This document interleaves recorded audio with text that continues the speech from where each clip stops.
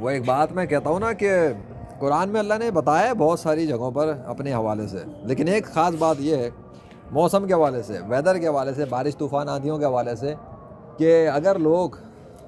یہ میں اپنے لفظوں میں بتا رہا ہوں کہ اگر لوگ زمین کے رہنے والے چرنے پھرنے والے لوگ اگر اللہ کا کہنا مانیں اور اس کی حکومت کو تسلیم کر لیں اور اس نے جو قانون بتائے ہیں اس پر عمل کریں، اس کو نافذ کریں اپنے ملکوں پر،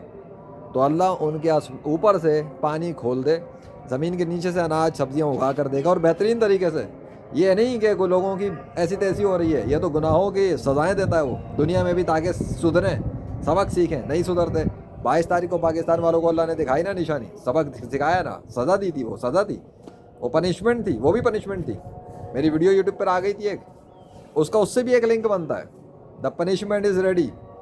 اس کے پہلے کے دنوں میں دیکھو اور بعد میں دیکھو پورے پاکستان میں ہوا کیا ہے، اور جس دن ہوا اس دن پھر فرش پر اللہ کا نام نمودار ہوا، اس دن ٹک ٹاک کی ویڈیو پر بھی اللہ کا نام بادلوں پر ظاہر ہوا، اور بادلوں سے ظاہر ہوا اور سورج کے سامنے تھا میری ٹک ٹاک والی ویڈیو پر۔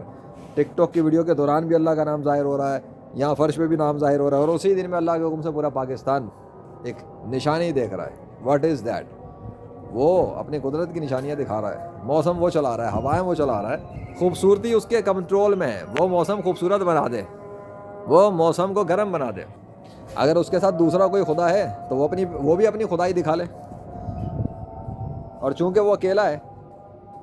تو اس لیے اس سے مانگنا چاہیے، اور اس سے مدد مانگو، وہ موسم گرم کر دے گا، وہ موسم ٹھنڈا کر دے گا، وہ سرد کر دے گا، وہ کچھ بھی کر دے گا، وہ کچھ بھی کر سکتا ہے کیونکہ وہ اللہ ہے۔